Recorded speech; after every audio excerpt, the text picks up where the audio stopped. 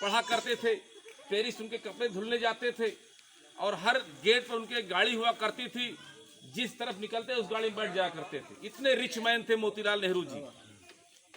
लेकिन महात्मा गांधी जी के अंदर एक वेदना उठी और वो वेदना आई कि हमारा ये दुर्दशा है तो हमारे हिंदुस्तान के उन गरीबों मजलूमों की क्या दशा होगी।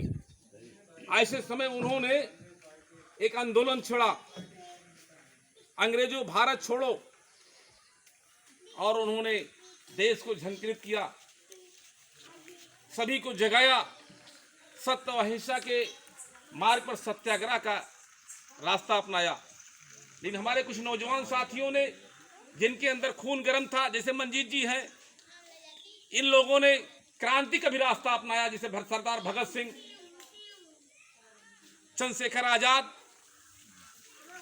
तमाम ऐसे साथियों ने जो अपने कुर्बानी दी, हंसते हंसते फांसी पर चढ़ गए, अंग्रेजों को जुल्म के टक्कर लिया। उसका परिणाम क्या हुआ? वो चाहे हिंदू रहा, मुस्लिम रहा, सिख रहा, ईसाई रहा, सारे लोगों ने इस देश के लिए कुर्बानी दी और तब जाके हम आज़ाद हुए। लेकिन अंग्रेज जाते जाते हमें फूट डालो और राज करो की नीति अपना करके हिंदू और मुस्लिम को लड़ाने का काम किया। एक तरफ वीर सावरकर, जिसकी आज भारतीय जनता पार्टी और आरएसएस के लोग गाथा गाते हैं, उसने हिंदुस्तान के बंटवारे की बात की। दूसरी तरफ हमारे बीच में मुस्लिम लीग पार्टी एक हुआ करती थी, वो भी बंटवारे की बात करती थी, और दोनों ने एक साथ होकर के इस देश को बांटने का काम किया। हमारा सगा भाई है हिंदुस्तान और पाकिस्तान, लेकिन आज हम एक दूसरे के कट्टर दुश्मन हैं। जैसे अपने देश में, अपने गांव में देख लीजिए, हम सगे भाई जब अलग हो जाते हैं, हमारा कोई बेटा नौकरी में आ गया, हमारा महल बनने लगा, तो जो सगा भाई होगा वो जलन रखने लगता है अंदर अंदर। तो ये स्थिति तो नेचुरल है। लेकिन इस आज़ाद हिंदुस्तान में एक ने इस देश को सजोने का काम किया। तमाम ऐसे कानून बनाए। आज हमारा जो गरीब तबका है, जिसे हम दलित समाज कहते हैं, राजभर समाज कहते हैं, तमाम छोटी छोटी जातियां, मुस्लिम डिपार्टमेंट की स्थापना की और बड़े बड़े जमींदारों, राजा रजवाड़ों से सीधे लगा करके उनके खेतों को काटने का काम किया। और वो किसे दिया? क्या कांग्रेस पार्टी खुद लेके चली गई कि इंदिरा जी सर पर लेके मर गई? इंदिरा जी हमारे देश के लोग हैं, मैं देश के लिए कुर्बान होने मुझे कोई दिक्कत नहीं, क्योंकि उस समय वही अमृतसर वाला मामला चला था जो का। तो ऐसी परिस्थितियों में उन्होंने तब भी अपने अंगरक्षकों को नहीं बदला, बलवंत सिंह, बेअंत सिंह को, परिणाम हुआ उनकी हत्या हो गई। तो इस तरह से राजीव जी की सोच, तो उन्होंने भी एकदम मिलने से किसी रोका नहीं।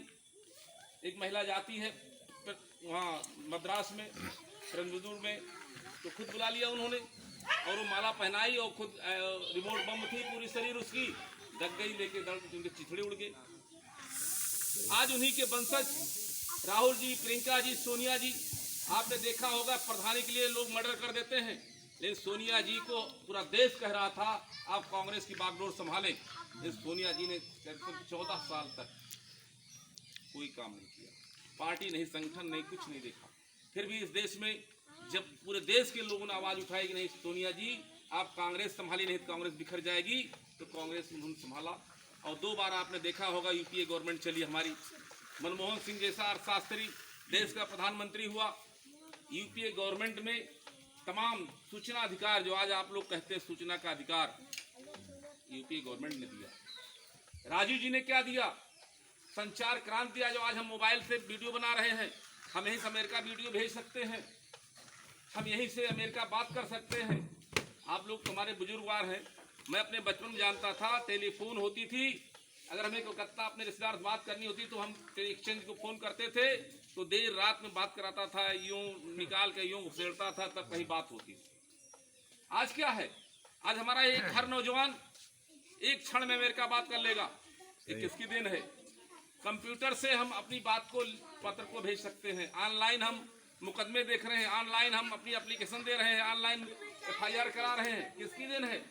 ये संचार क्रांति के जनक स्वर्गीय राजीव गांधी जी की देन है। जब राजीव जी ने लोकसभा में कहा था हम कंप्यूटर लाएंगे, तो अटल बिहारी वाजपेयी ने उस समय कहा था ये क्या हो रहा है, राजीव जी आप क्या कर रहे हैं? हमारा देश जो है बर्बाद हो जाएगा, लोग रोजी रोटी नहीं पाएंगे। आज क्या है, रोजी रोटी तो तब भी रही। मनरेगा दिया, महात्मा गांधी रोजगार गारंटी योजना दिया कांग्रेस ने कि गांव का हमारा नौजवान 5 किलोमीटर दायरे में 100 दिन की रोजी पाए। लेकिन ये सरकारें, जो भारतीय जनता पार्टी की सरकार, जिसे मैं कहने में बुरा ही नहीं कहता, झूठ और मक्कारी की सरकार है, इसने 2014 में जब मोदी जी आते हैं मंच पर कहते हैं भाइयों अच्छे दिन आने वाले, अच्छे दिन आने वाले। अच्छे दिन आए, लेकिन अच्छे दिन आए किसके आए? मोदी अमित शाह के आए, योगी के आए, उनके लोगों के आए। अच्छे दिन आ गए। उन्होंने कहा था, एक लड़ाई लड़ी गई थी बाबा रामदेव के नेतृत्व में और तमाम लोग में उसमें थे। क्या था? काला धन। काला धन, बहुत से लोग काला धन स्विस बैंक में जमा है। मैं सत्ता में आया तो काला धन 100 दिन के अंदर लाऊंगा और हर भारतीय खाते में 15 लाख रुपया डाल दूंगा। ये सत्य है? मिला किसी को? मिला? नहीं मिला। ये भी कहा था हर नौजवानों को, पढ़ने वाले को 2 करोड़ नौकरी प्रत्येक वर्ष मिलेगी। मैं समझता हूँ आज नौकरी, ट्रेनें हमारी चलती थी बनारस और लखनऊ, आज बंद है। लोकल ट्रेन एक भी नहीं चल रही है। आज स्थिति ये है, गंगा सतलज एक्सप्रेस और दून एक्सप्रेस का रोड डाइवर्जन करके सुल्तानपुर अमेठी कर दिया गया, अकबर को हटा दिया गया। इसकी भी लड़ाई हमारे लोग लड़ रहे हैं। तमाम लोग आते थे आजमगढ़ तक, लोग यहीं से उतर के जाया करते थे कि चचा शरीफ आते थे तमाम यात्री। इन आज क्या होगा? तमाम ट्रेनों कटौती हो रही और तमाम ट्रेनें यहाँ ठहरती नहीं। ये क्या है? इस देश का वैश्वीकरण हो रहा है। पूंजीपतियों के लिए एक रोजगार बनाया जा रहा है। आज बीएसएनएल बहुत बड़ा दफ्तर हुआ करता अकबरपुर में, लेकिन आज सिर्फ 5 लोग चल रहे हैं। एक डीटी, एक जेई, बाबू नहीं है, चपरासी हैं और यही जेई ही जाएंगे। आप एक लंबा जेई बैठा लाला, अगर सिम बदलवाना तो वही जेई कुल करेगा। पहले बाबू दिया करते थे, सबको बीआरएस दिया, हटा दिया। रिटायरमेंट हो रहा है, उसके बाद रिटायरमेंट नहीं हो रहा है, जबरदस्ती बीआरएस दी जा रही है।